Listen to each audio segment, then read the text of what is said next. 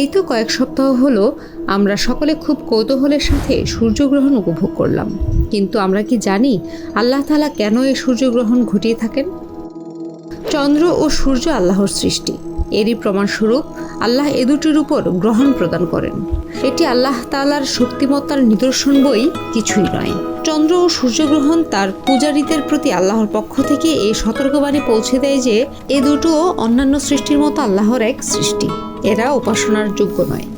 যেহেতু এরা নিজেরাই বিপদগ্রস্ত হয়, যা থেকে নিজেরা আত্মরক্ষা করতে পারে না, সেহেতু এগুলো উপাসনার যোগ্য হতে পারে না, বরং এ দুটোকে আল্লাহকে চেনার নিদর্শন হিসেবে গণ্য করাই প্রকৃত বুদ্ধিমত্তার পরিচায়ক। মহান আল্লাহ বলেছেন, আর তার নিদর্শনগুলোর মধ্যে রয়েছে দিবস, রজনী, সূর্য ও চন্দ্র। তোমরা সূর্যকে সেজদা করো না, চন্দ্রকেও না, সেজদা করো আল্লাহকে, যিনি এগুলো সৃষ্টি করেছেন, যদি তোমরা নিষ্ঠার সঙ্গে শুধু তারই ইবাদত করো।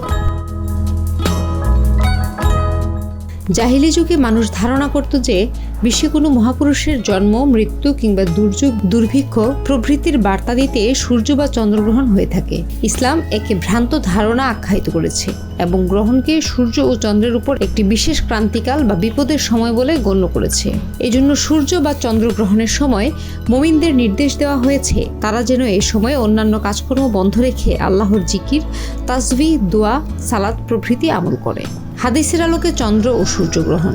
মুগিরা ইবনু শুবা রাদিয়াল্লাহু আনহু থেকে বর্ণিত, তিনি বলেছেন যে রাসূল সাল্লাল্লাহু আলাইহি ওয়াসাল্লামের পুত্র ইব্রাহিমের মৃত্যুর দিনটিতেই সূর্যগ্রহণ হলো। তখন আমরা সবাই বলাবলি করছিলাম যে নবী পুত্রের মৃত্যুর কারণেই এমনটা ঘটেছে।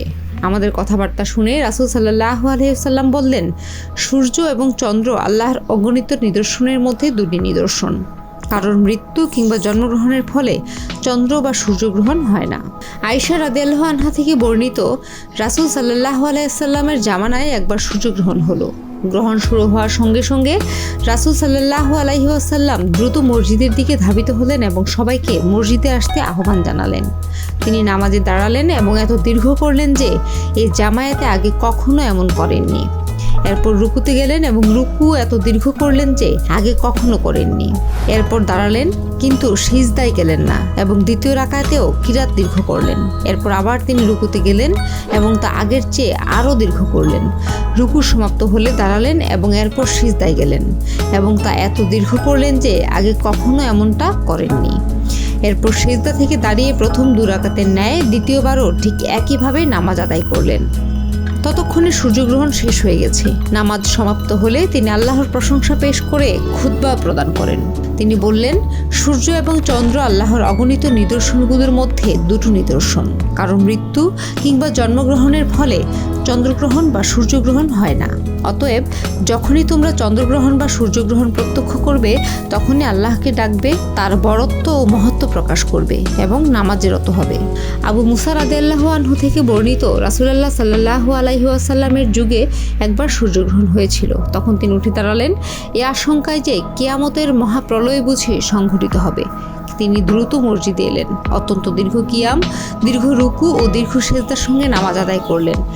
আমি আর কোনো নামাজে কখনো এরূপ দেখিনি। এরপর তিনি বললেন, আল্লাহর প্রেরিত এসব নির্দেশনাবলী কারো মৃত্যুর জন্য হয় না, কারো জন্মের জন্যও হয় না, বরং তিনি এগুলো প্রেরণ করেন তার বান্দাদের সতর্ক করার জন্য। যখন তোমরা এসব নির্দেশনাবলীর কিছু দেখতে পাও, তখন তোমরা আতঙ্কিত হৃদয়ে আল্লাহর জিকির, দোয়া ও ইস্তেগফারের মশগুল হও।